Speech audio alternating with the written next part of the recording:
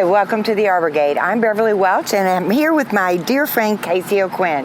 Casey's usually kind of the one behind the camera, but he is a health nut complete. And so I asked him to come today to explain this to us. He is going to explain to us, no matter what your situation, your limited space, your limited light, your limited time, but your interest in growing something healthy yourself for your kids to see, harvest, enjoy. Yeah, Casey's absolutely. going to explain this to us. Thank you for having me. There's only a few people I would step from the other side of the camera and be on this side of it. So I'm glad to be here. So yeah, so I kind of fell into this, would buy sprouts and microgreens at farmers markets. Okay. Really enjoyed them. My kids, would snack on them. Sure. We thought this was great. Cook with them, all kinds of great things. And so we really got involved with it, going to farmers markets. But once you start paying for it, Saturday after Saturday, you start to kind of say, there might be a more cost-effective way to do this. And there is, okay. And there is. And so that's where we kind of ended up. And so the first thing I had to answer for myself when I got into it is, what's the difference between a sprout and a microgreen? Because at first you're kind of using these terms interchangeably, not really understanding the difference. And it's very simple. Okay. A sprout is something where you eat it very early in the plant cycle, right. And you're eating the leaves, you're eating the seed, and you're eating the root, the whole thing. You're consuming the whole thing.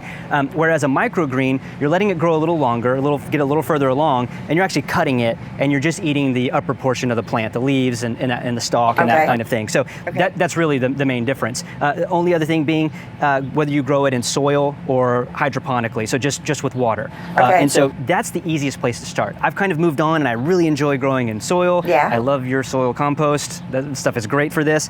But the easiest way to get started really is just growing them hydroponically, just in water. So really, to get started, all you need is this seed sprouter kit. I like the seed sprouter because it's one kit. It's small, doesn't take up a lot of room on the countertop. It's very easy to use, and so it's really what I like to use to get started. And then we need, of course, our sprouts. Sprouts, yeah. And so I'm a big fan. This is a salad mix. I'm a really great. big, yeah, I'm a really big fan. So this is like broccoli, kale, cabbage. It's all mixed together, and so it's super flexible. I can throw it in a smoothie. I can eat it as a salad. I can make a bigger salad from it with some spinach and things like that. Saute it and put it on top of like some grilled chicken. You're really making me hungry. Oh, I'm sorry. Yeah, but there's so much you can do with it. That's what I would recommend. And you've got so many options. So you've got even here that you carry here. You've got 4 different options. So you've got kind of a mellow, which is very flexible. Then you've got like a jazzy mix. So if you want something like with some mustard green, like something with a little more kick to it, you can go that route. So many different options that you can do. But the reason I like this is it's a packet of seeds. Right. You're going to use this to soak them. For 8 to 12 hours, and then you're just going to water them a couple of times a day. There's no there's no dirt, there's nothing. It's just this. It sits on the countertop. If you've got a kitchen with a little bit of light and a little bit of natural light, that's really all you need. You can get into all the advanced things, but really, if you want to get started, some seeds, and this little kit right here is all you need. And a faucet. And a faucet. And I love this because it comes with the instruction booklet. That's handy. You can't get lost. Just follow the instructions, and literally in 2 to 7 days, you're eating right off the countertop. Like, you've grown it yourself. Don't get me wrong, I love these are pea shoots, and I love peas. But I don't have a couple of months I don't want to wait a couple of months. So I can actually enjoy, and they carry the flavor. They actually carry the flavor of whatever the full-size plant is. You can taste that. Broccoli, peas, you can taste it early on. So yeah, if I'm recommending that someone get started, if someone were telling me early on, I wish I would have known about this. I was dealing with dirt and trying to figure it all out, and I wish I had known about this because it would have saved me a lot of headaches and probably would have encouraged me more because I would have had some success earlier in the process. It's perfect.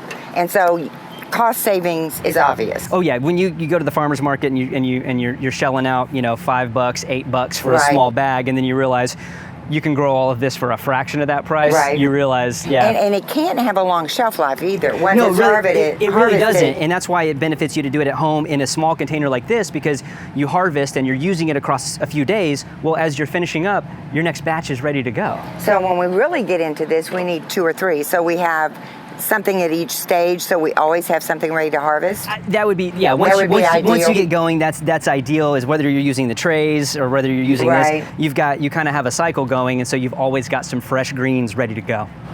Well, I'm really impressed, Casey. Oh, well, healthy So nut. did you bring this for us to taste? I did. So these are pea shoots. So Okay. these were just harvested today. All right. Yep. And so They look great. They're crunchy. My kids love to snack on them. Well, you know, that's the thing, too, with the kids right now, with everything going on, for them to be able to see, actually, where does the food come from? It's true that to understand that, you know, if you go to the supermarket, They are good. and you taste the peas, like it has You like really do. it really tastes like it's equivalent of a full grown plant. But it's great for the kids to see. This wasn't on a shelf at a supermarket. It grew somewhere. You know, And, it came that's from a for seed. us impatient gardeners, it's an instant gratification. Yeah, and kids will really enjoy it and see some success from it. Yep. That's super. Thank you. My pleasure.